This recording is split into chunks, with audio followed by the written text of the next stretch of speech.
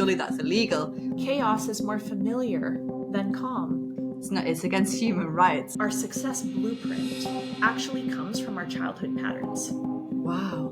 By the way, I wasn't in the most extreme environments in law. I grew up in a chaotic home. I'm used to fight flight.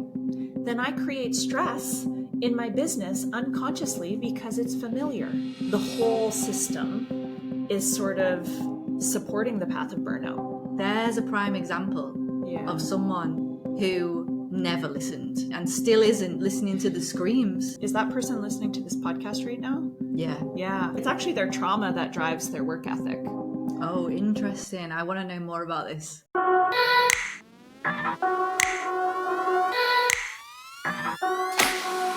Are you chasing success or simply recreating the stress that raised you? Because they can look exactly the same. Perhaps you grew up in chaos, maybe not dramatic, but unpredictable, emotionally charged, always on edge. So you adapted. Now you're praised for the same patterns that kept you safe as a child. Colleagues call you a machine. You get rewarded for the very thing that's burning you out. But here's the truth. That urgency, that over-functioning, that need to be perfect, you might be mistaking it for ambition, but it might be your nervous system stuck in survival. Today I'm sitting down with Casey Berglund, TEDx speaker, host of the Purpose Map podcast, founder of Worthy and Well, and creator of the Let Your Body Lead professional certification. She's also the co-author of The Mind-Body Way, the Embodied Leader's Path to Resilience, Connection and Purpose. She teaches you how to listen to your body, make better decisions and build a career that actually feels good. In this conversation, we discuss how the way you work today might be rooted in how you survived as a child, how to find a way of working and a life that aligns with what you actually want. If you're in limbo, or perhaps you're feeling a bit stuck or unfulfilled, if that's the case, this episode is for you. So Casey, tell the audience, who is this podcast episode for? Who needs to listen to what you say in this conversation? Well, I know that your listener is likely a lawyer or works in the legal industry in some capacity. And based on what we've previously shared with one another about what I do and what you do and our excitement building around recording this together, I would say that this episode is perfect for the lawyer or the person in the legal industry who is not feeling completely satisfied with their work. And they might not be satisfied with their work because they're tired, exhausted, on the brink of burnout. So they're not feeling like their body is in a great state to keep pushing. They might not be fully satisfied with their work because they have this like niggling sense that perhaps there's more, like they did everything right. They went to school, got the degree, got the good job, are showing up, or being maybe validated or seen in some way as like good at what they do. But deep inside, there's sort of a feeling of like, is this all there is? Mm-hmm. So that's another reason why they might not be totally satisfied. They might not be totally satisfied because they just went through a big, maybe heartbreaking event in their personal life. Like I noticed that people often start to ask deeper questions about who they are and what they really want to be doing after a big life event. So that might mean a divorce or a breakup, or it might mean a health issue or a death in the family. I know for me, like when my dad passed away, it was like I saw life in a different way. And that filtered down into questions about, is my work still aligned?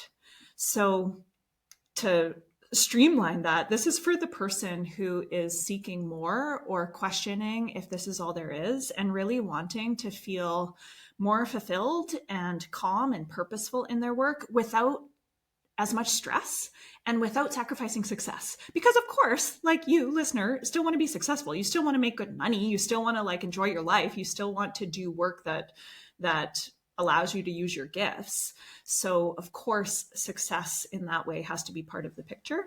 Mm-hmm. But yeah, what do you think of that? Do we have some of those people listening? Oh yeah, pretty much everyone. Well, most people listening, I would say.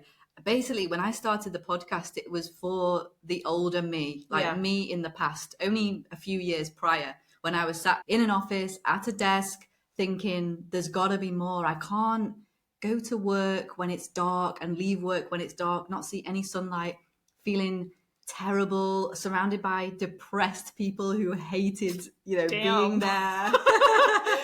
It's like, there has to be something more. There literally has to be. So I talk to my younger self, so everything that you just said resonates with me. So I'm curious then, based on your story and what you've shared, what was it for you that had you start asking these questions? Like, obviously you said surrounded by depressed people, going to work when it's dark, leaving when it's dark. So that gives me a little sense of like the niggly feelings of a lack of fulfillment. Mm-hmm. And what I notice in my work is that there can be this theme of like gradually and then suddenly, meaning like there are little things that sort of pick away at a person that then become big things that eventually force someone. It's not forcing, but it feels like forcing in the moment, but spark someone to create a change in work. So for you, what was the buildup to this feeling of like, I'm not totally fulfilled, and is this all there is? And actually acknowledging that with honesty for yourself. Very, very good question. Nothing like the podcast guest turning it back on you. Hey? You weren't expecting that. I just am making you talk about yourself. Here we go. I'm ready. I'm listening. I was expecting that from you, actually. Okay, good. Yeah. Expected nothing less. Good. So I think it literally hit me like a ton of bricks in my first job, in my first few weeks in my job. And I think I told you previously, because you were like, what's the legal industry like? What happened to you in the legal industry? Why do you talk about culture and these topics on your podcast? And I was telling you things, in literally my first job, I was threatened with a disciplinary for going to the toilet too long. And I was like, what? As if that's a thing, surely that's illegal. It's not, it's against human rights. And then it was just thing after another. And even things like requesting vacation. Mm-hmm. You'd request vacation leave and it would be like, no, you can't take it. Or it would take like a month for them to give you the answer, like yes or no. And then it's like they'd never wanted you to take a break. So that it was just one thing after another. And then I tell you what was like the catalyst moment. It wasn't even a moment, actually. It was a period of time. It was when we were in the lockdowns over the pandemic and I was taken out of the environment of the office suddenly, because we weren't allowed to work from home ever. I was suddenly taken out of it. And I was like, now that I'm out of that environment, and how powerful is it when you're in an environment surrounded by these same people, you get sucked into it. And then when you're taken out of it, you start to realize things and start to question things more. So it was only when I was taken out of it that I was like, hang on a minute. No, I just cannot. I can't. This makes so much sense because I think sometimes we forget the impact of our environment. And, you know that some of my work revolves around the body and nervous system and the role the body and nervous system play on our pathway to purpose and pathway to purposeful work. And one thing that I don't think gets acknowledged enough is how tremendously impacted our bodies and nervous systems are by the environment that we're in.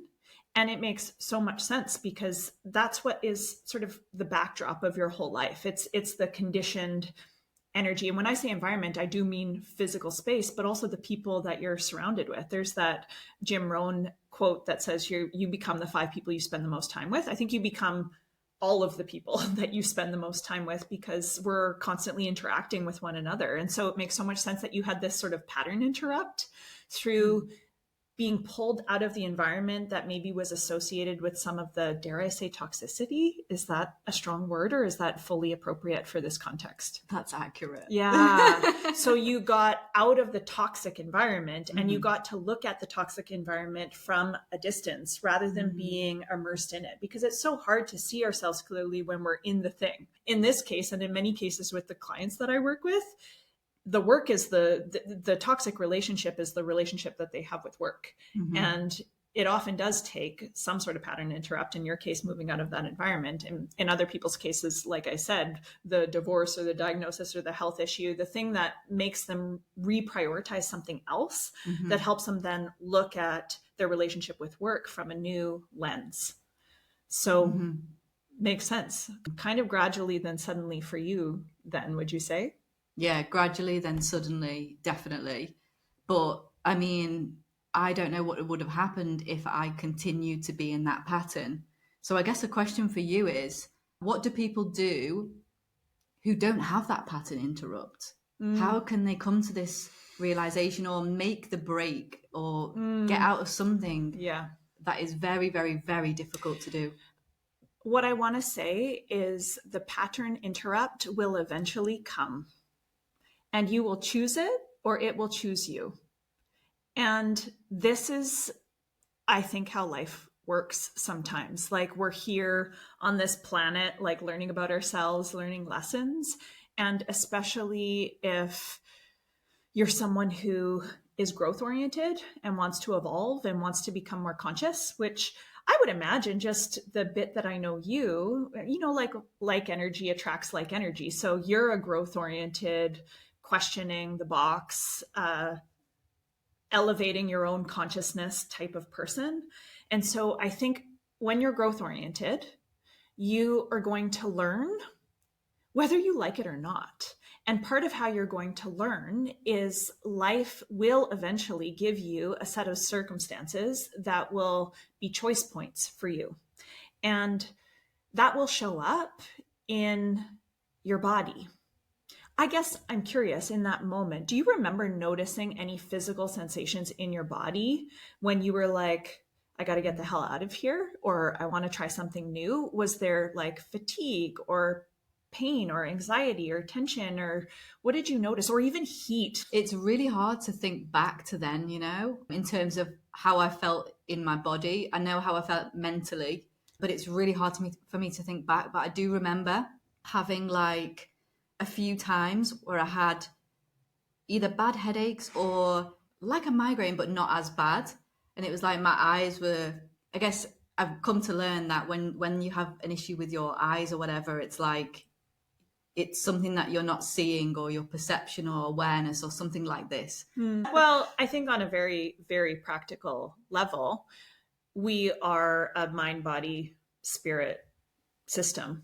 And there isn't compartmentalization between the mind and the body. It's the mind body. And so it's very normal for physical symptoms to show up as part of what one might define as mental stress. So like, it's not uncommon to start to feel headaches because of being in a stressful environment, like due to, on a very scientific level, like cortisol levels or like the hormone changes that are happening when you're under stress.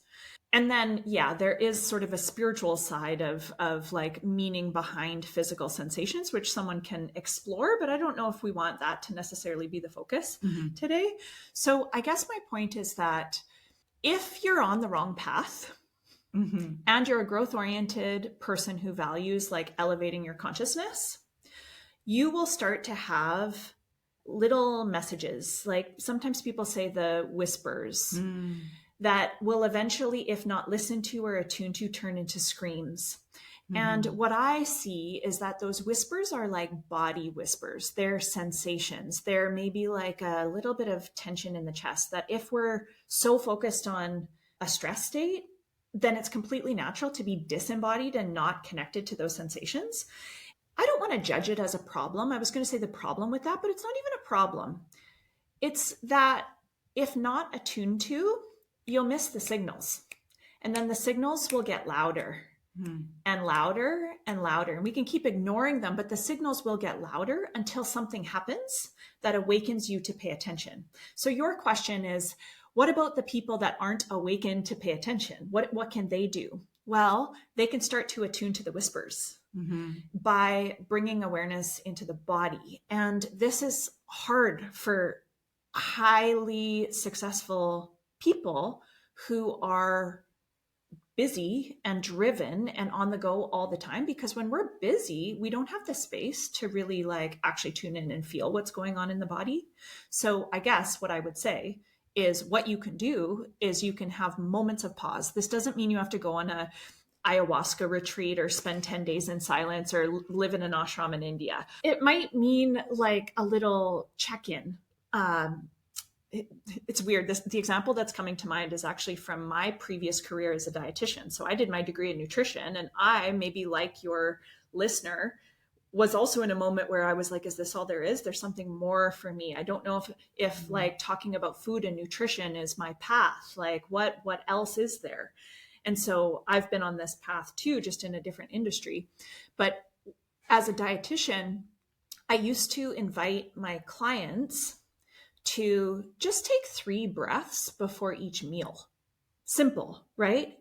My clients were people at the time who struggled with eating disorders or chronic dieters, or were really disembodied around food, following every diet in the book, giving their power away to a plan that was outside of them, and forgetting that as babies, we were born to like root for milk when we're hungry and cry when we needed something. There was like an embodied expression that was intuitive. And so as a dietitian, my role is to bring people back into their body so they could heal their relationship with food instead of chronically chasing a diet.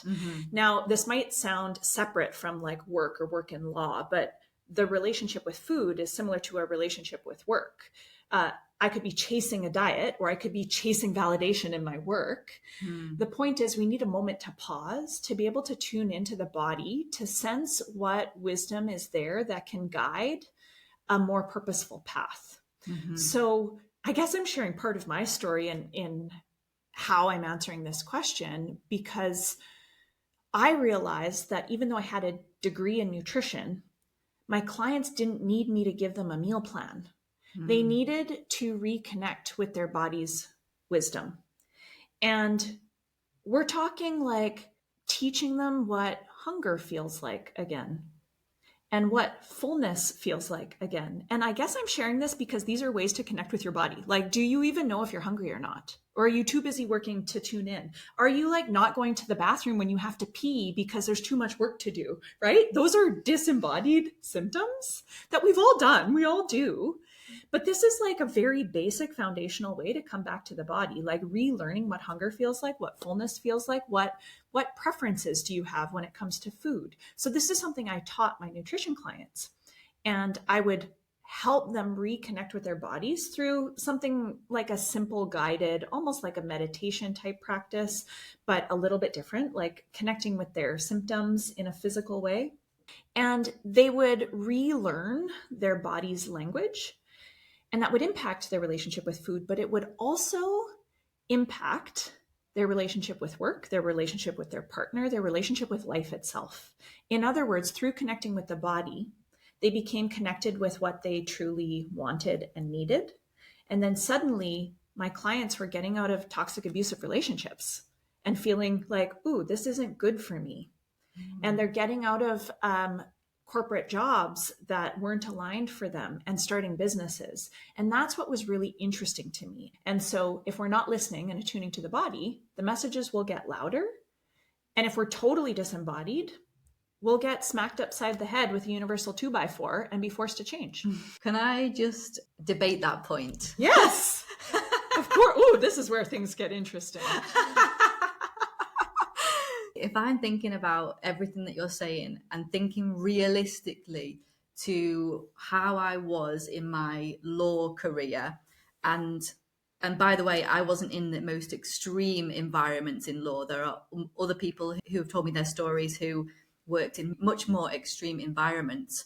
But for example, me, I'd wake up and I wouldn't have a moment to think. I'd literally just be getting on that bus, be running for the bus, getting on the bus, surrounded by people, like hoping to get off the bus as soon as possible, because it was just a horrible, cramped environment. Or when I was working in London on the tube, and you literally you don't have an air pocket to even breathe. Yeah.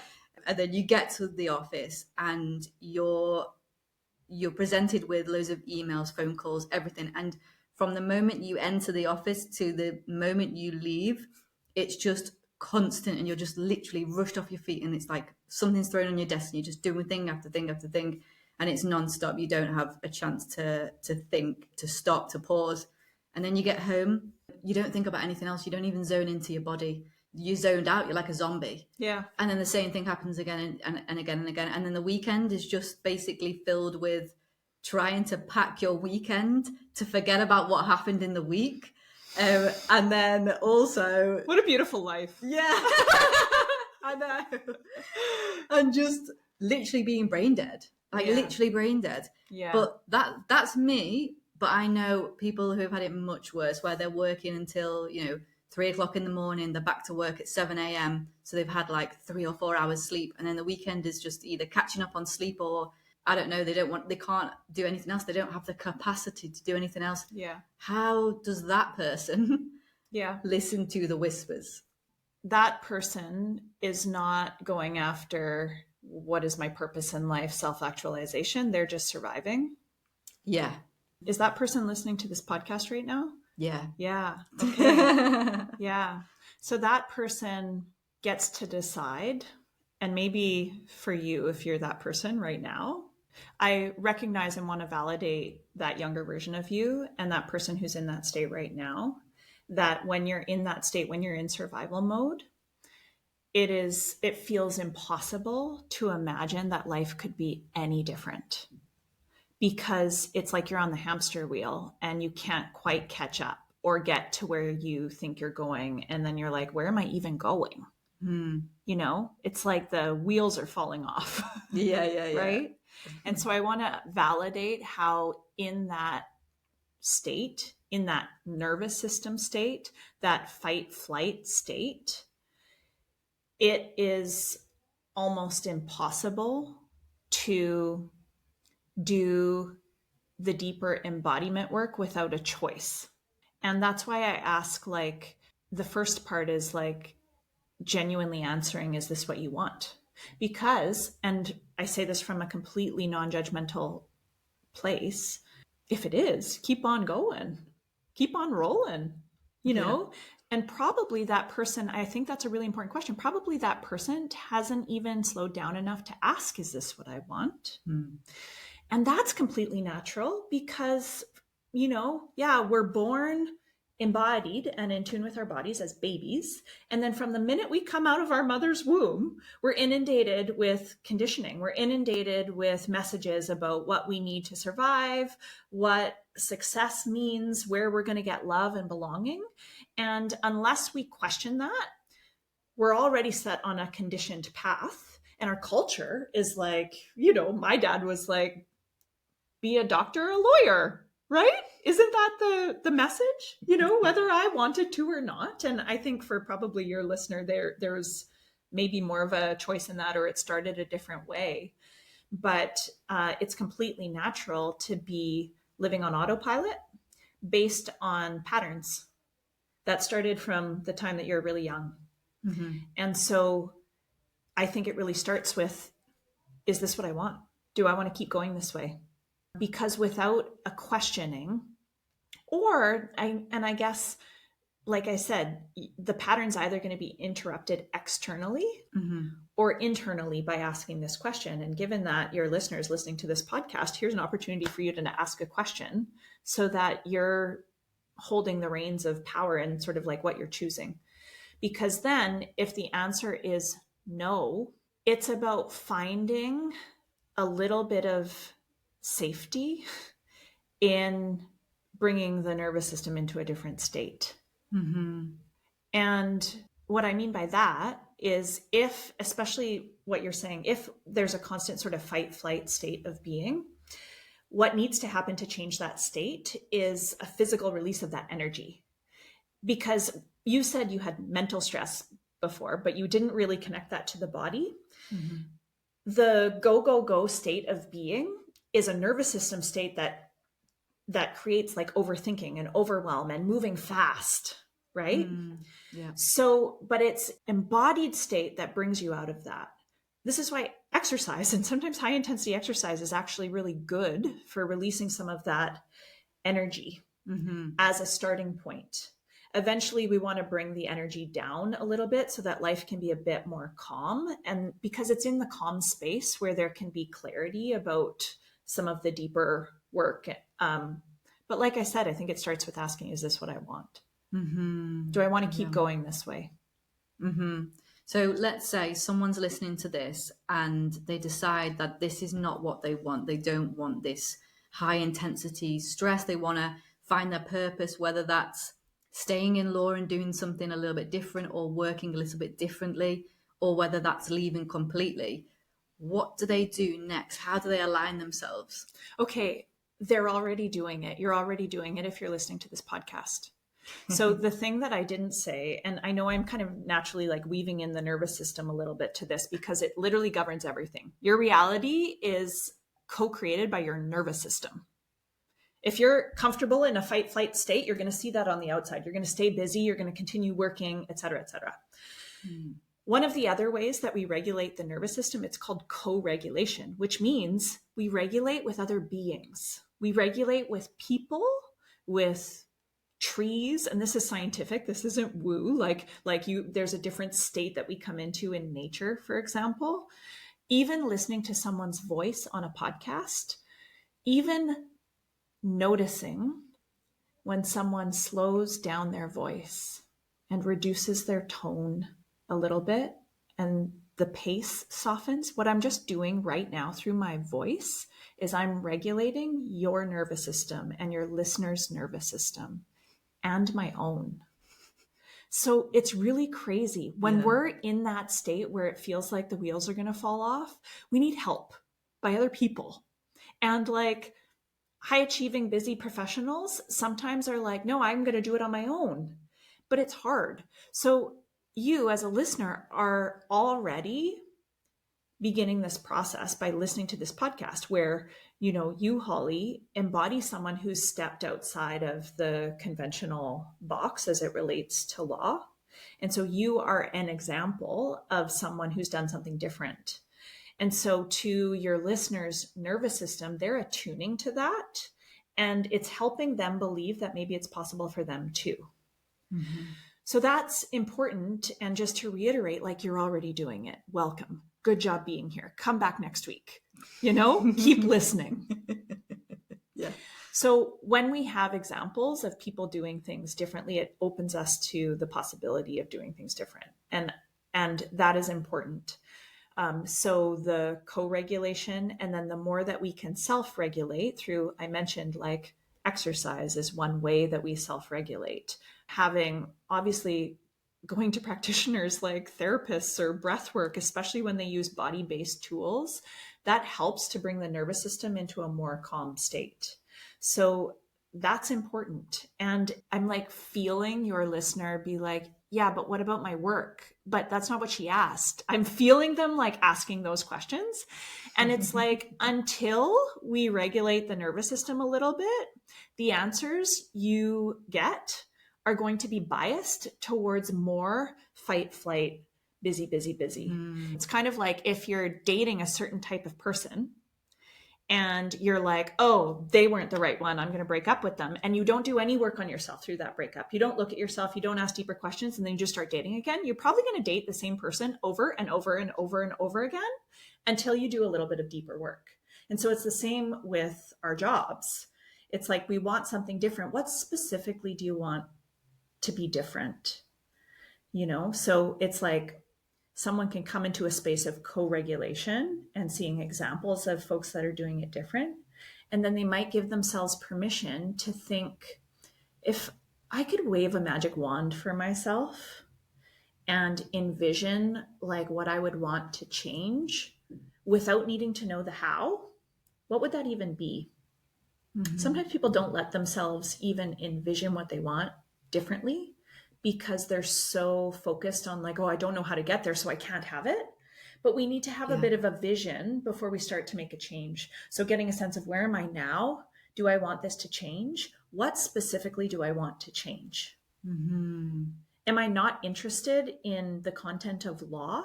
Or am I? Do I love law? Do I love being a lawyer? I'm just tired of the stress. Those are different visions. Do you see what I mean? Yeah. So what comes up for you as it relates to that? I definitely do agree with you in terms of taking that moment to think, what is it that I actually want, rather than thinking of the how do I get there, which is what people worry about, don't they? And then they get caught up in everything else and they're like, in actual fact, it doesn't matter about the how right now. It just matters about what you actually want. And that's how you align yourself, I guess. I guess a question that comes up for me is going back to what you said about the whispers and the whispers building up. Is that how we get to burnout? Not listening to the whispers. Yeah. Yeah, that can be a pathway to burnout. Mm-hmm. And I also want to make sure that it's not that I say that it's not all your fault, right? Like our whole culture is not, it's not built to support what our bodies and nervous systems need. Back in ancient times when we like lived in nature and lived in community, our bodies and nervous systems were a bit more taken care of. And yeah, there might have been other issues at that time. But now, like, our environment is busy. There's like certain cultures in different industries that contribute to that challenge, you know, the busyness or the dysregulation in the nervous system. And so burnout isn't because of someone's personal flaw. It's like the whole system is sort of supporting the path of burnout in many ways. That's important to know. And then also, like, yes, and what can I control? What can I shift in my own life? And I think that's where starting to attune to the whispers really comes in. Because yeah, if we don't, and we just keep going and going and going and keep overriding our body's signals, that will catch up with you, you know. And it might not show up as what you might think of as burnout. It might show up as like an actual health issue or diagnosis, right? And we come right back to like the pattern interrupts that make us slow down. So yeah, if we want to prevent something big and intense from happening, tuning into the whispers is an important place to start. It's so interesting because I'm now hearing more and more about this topic of like these whispers, which then build up to bigger things. And it's like these big things. Like, for example, I know of this lawyer who was a partner of a law firm. He just got to this point where he was reading his briefs, preparing to go to, I think, trial or something like this. And he literally had a heart attack at his desk, knew it was happening, and continued to work because it was like, no, I've got to get this done, you know? Yeah. And it's like, there's a prime example of someone who never listened to the whispers, and now it's got to this point and still isn't listening to the screams. Well, and probably learned since he was little that pausing was weak. There's a reason why we don't slow down, is because we have a negative impression of what that means about us, you know. And something that I see all the time working with a lot of high achievers, from like entrepreneurs to CEOs to like senior managers to lawyers to doctors to whatever, people in high intensity careers, is a lot of times it's actually their, I'm like nervous to say this, but like it's actually their trauma that drives their work ethic. Oh, interesting. I want to know more about this. So trauma might be a triggering word for your listener. Like, I don't have trauma. Like, if that's your response, just like soften that. It makes sense if there's a little like ego around it. Or maybe you're like, oh no, I had a perfect childhood. It's like, okay, let's use a trigger, for example, or insecurity. You know, maybe something that's a little subtler, but basically anything that made you feel like you had to shut down a part of yourself or shift or adapt a part of yourself in order to feel loved or to belong could be considered a trauma. Again, if we're not doing self-exploration work, if we're not tuning into like, who am I and what are my patterns and where did these come from? How did I develop them? Then we're just like living out of our patterns and our trauma. And so a lot of times the most successful people in the world have created that success through a unconscious insecurity that causes them to prove themselves. And that proving becomes a mask that keeps them from their deepest authenticity. And what creates fulfillment in work? Being able to do what is authentically you. We can only pretend so long. Our trauma can create success for sure. There's a lot of successful people in the world who haven't done self-reflection for sure. And it has a cap to it. Have you ever read the book, The Big Leap? No. Did never. we talk about that in our previous conversation? Don't think so. Okay, I feel like this might resonate. This is a book written by Gay Hendricks, who's a psychologist. Mm-hmm. And he talks about these different zones that we can work within, experience life from within. So it's like we have our zone of incompetence. This is an area where we don't have skills. Like, I'm not going to be a lawyer. I'm not a lawyer. I'm a coach. I'm an embodiment guide. I have a background as a dietitian. This is like not my field, right? So that would be my zone of incompetence. Law would be my zone of incompetence. Right. And then we have our zone of competence. So you have training as a lawyer. And so you you tell me, like a competent, you're working in a different field now, but a competent lawyer in your zone of competence. Then there's your zone of excellence. So someone who's like put in the time, mastered their craft, they're really good at it. They get a lot of praise for being in their zone of excellence. So maybe that's the lawyer, that's the senior lawyer who has been in the industry for a long time and is like a killer in the game. That might be their zone of excellence. This is where people get stuck between their zone of competence and their zone of excellence. And I think our insecurities can drive us to be really good, excellent at what we do. But then if a lack of fulfillment starts to sneak in, or is this all there is?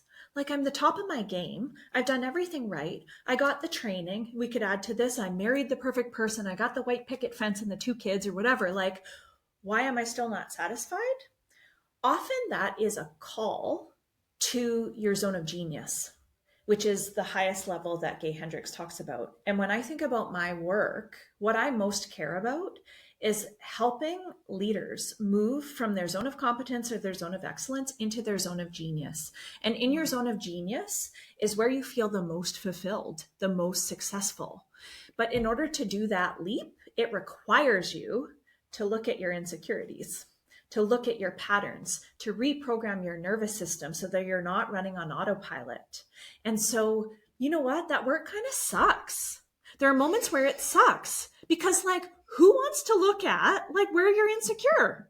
And especially a lawyer or someone who's in this like high achieving career. Yeah. It's like, we don't want to admit that maybe we have like tenderness inside,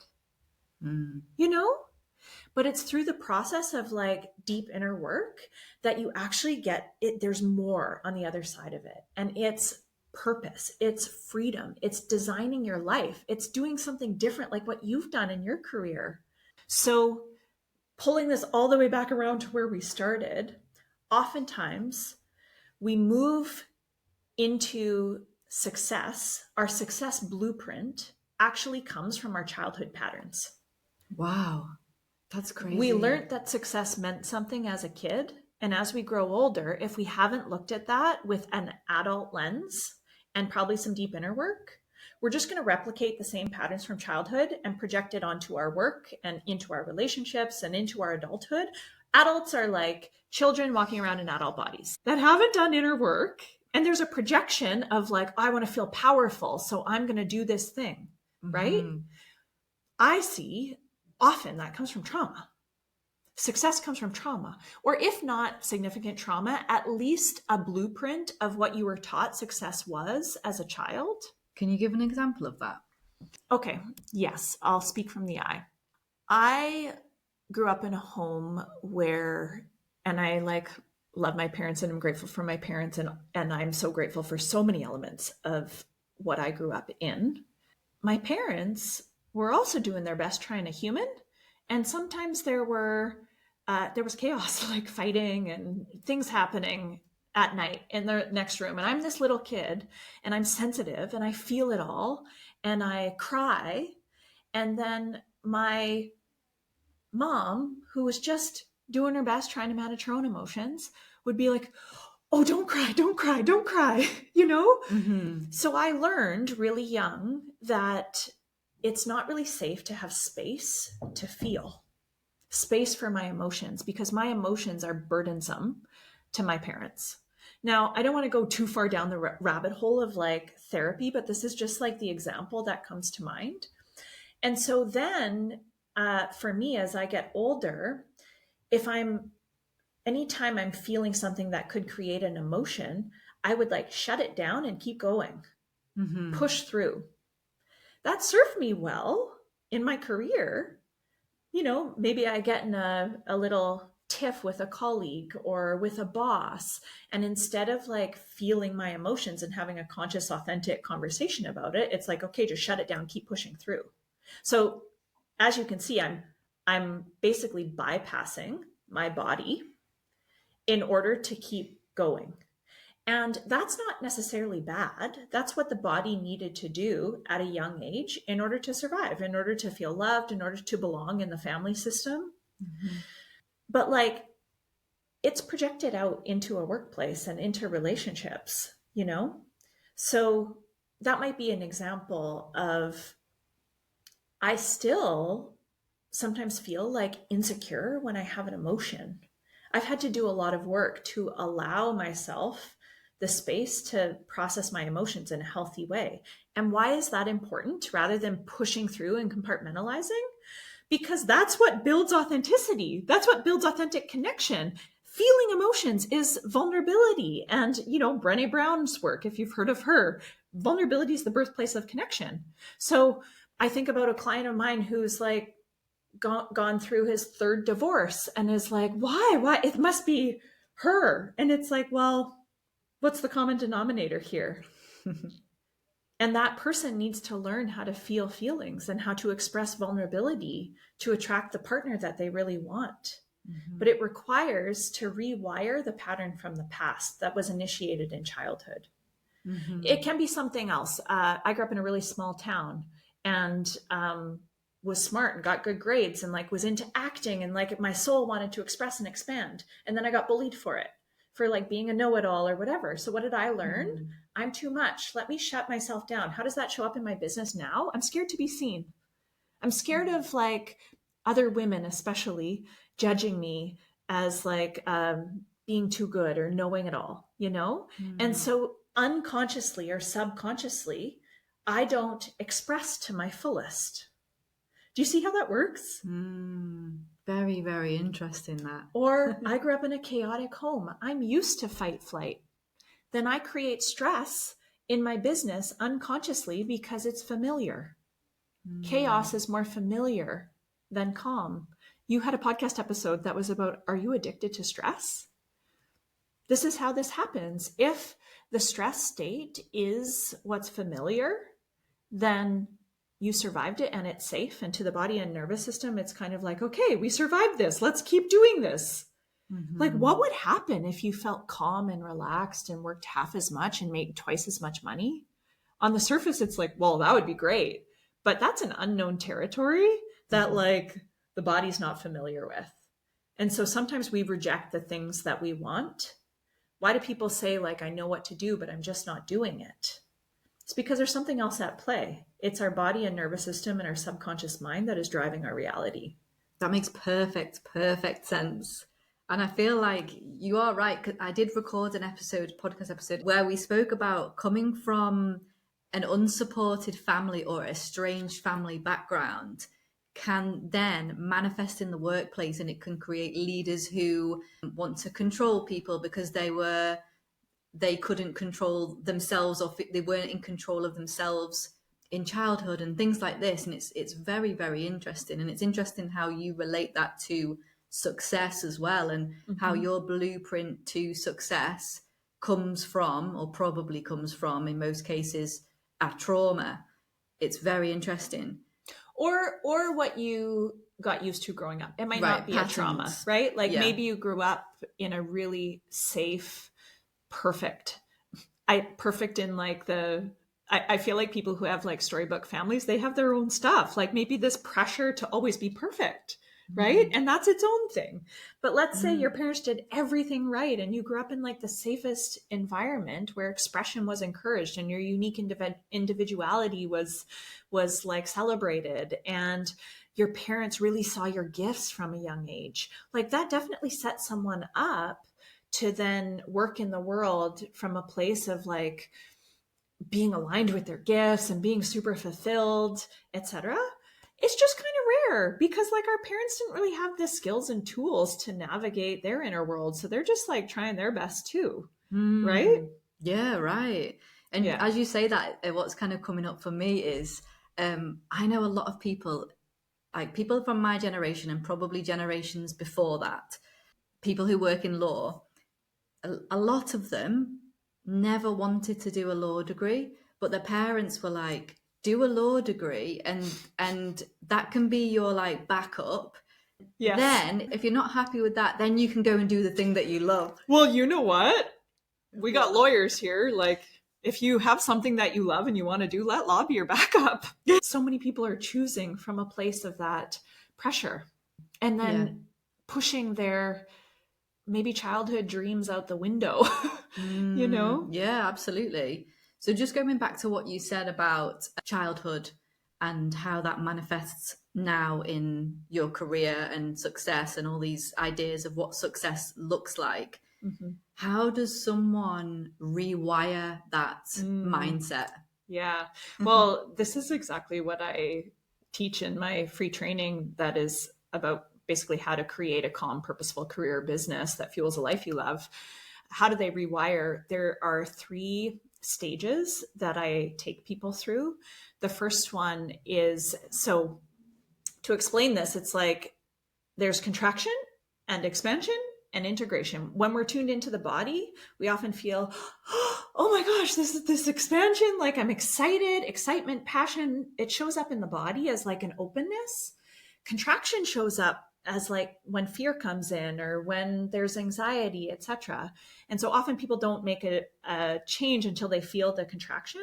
And so the first step is actually about honoring the contraction, slowing down enough to not just react to the chaos or the triggers or the stress, but actually to honor the message of what that chaos, stress, contraction in the body is trying to share.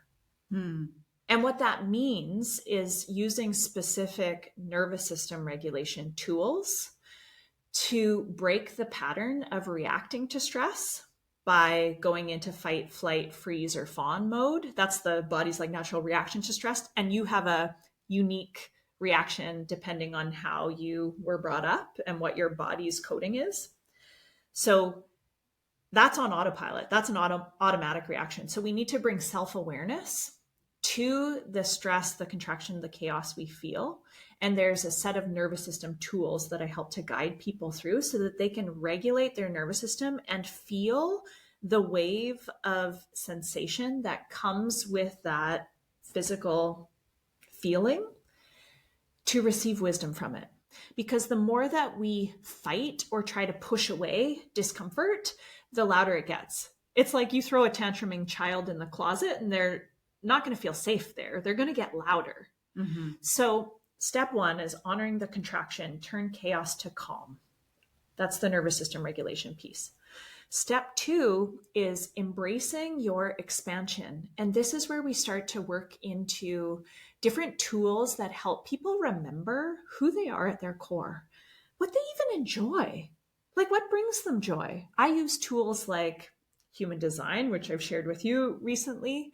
Also a specific purpose mining process that I guide people through. And part of that is really reflecting on what were your favorite memories as a child, or when were these moments where you were in complete flow, where time stopped, and what were you actually doing, or who were you being in those moments? So you listener, you could go and journal on that after, like when you were at your best, what was it that you're doing? And this process helps with like finding the through lines of your natural gifts, building like self-care practices in there so that we're not just, a train with our wheels falling off, that can help us to connect with that expansion. So I'm giving you some examples of that step 2. And then the third part is integrating with aligned action. So if we're in a stress state, we have to honor that and get wisdom from it. Then tune into like, who are we really? Who are we when we're at our best? how are we designed? What are my natural gifts? Who am I when I'm not hustling? You know?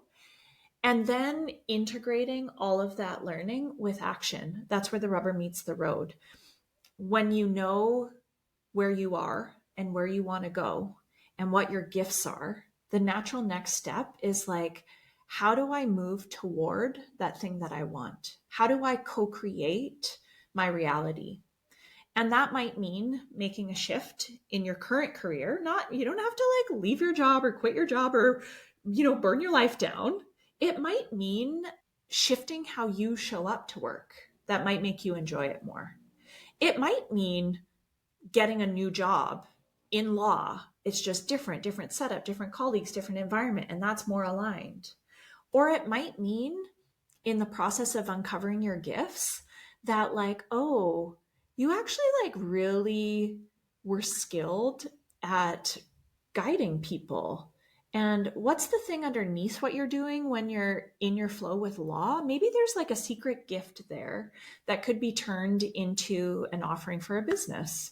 So that discovery is very personal and customized, but I find that process with the customizations works for everyone to go through being dissatisfied where they are and moving into a place of more calm, purposeful, satisfying work without so much stress and without sacrificing success. What a process. I love this. I feel like I need to like listen back and like make notes on each section. So in short, honor your contraction, embrace your expansion, integrate with aligned action. Nice. And that's for everything. That's not just for work. Oh, yeah. Yeah. But we apply it to work. And in the work that I do, that's the place that we start to help people find calm, purposeful careers that they love. What you're experiencing right now is a dot that will connect your future. There will be a moment where you will look back at the space that you're in right now, and you will see exactly how it connects to your dream reality. For the person who's listening to this and is like, yeah, I want to create something that's fulfilling, that I can be successful in, etc. The moment you're in right now is part of that storyline that hasn't yet finished. And so trust the process, because sometimes what feels like shit in the moment is exactly the sensation that is needed to drive transformation and change into something different. I definitely agree with that. Do you remember I told you when we last spoke, I feel like all the experiences I had, because everyone says to me that they didn't have such extreme experiences in their legal jobs. I was like, I'm sure these things happen so that I could talk about them on a podcast. Exactly. So now you can look back and see like, wow, I needed that disciplinary for going to the bathroom too long. You know, like that sparked change. In the moment, it was just like, what on earth is going on? This is absolute chaos. This is a nightmare. But now it's like, oh, well, I've got 7 years of all that stuff to look back on and be like happy that I am where I am now, you know? Yeah. I'm happy you are where you are now. Thanks. If you like the sound of Casey's free training, the pathway to a calm, purposeful career or business that fuels a life you love, then just go to the description of this episode to sign up. If you've ever wondered how to build a legal career that fits your lifestyle and values, I've created something for you. 25 Ways to Do Law Differently and Get Paid for It is a free guide filled with simple yet impactful ideas for lawyers who want more freedom, flexibility, and fulfillment in their work. Just go to the description where you'll find the link.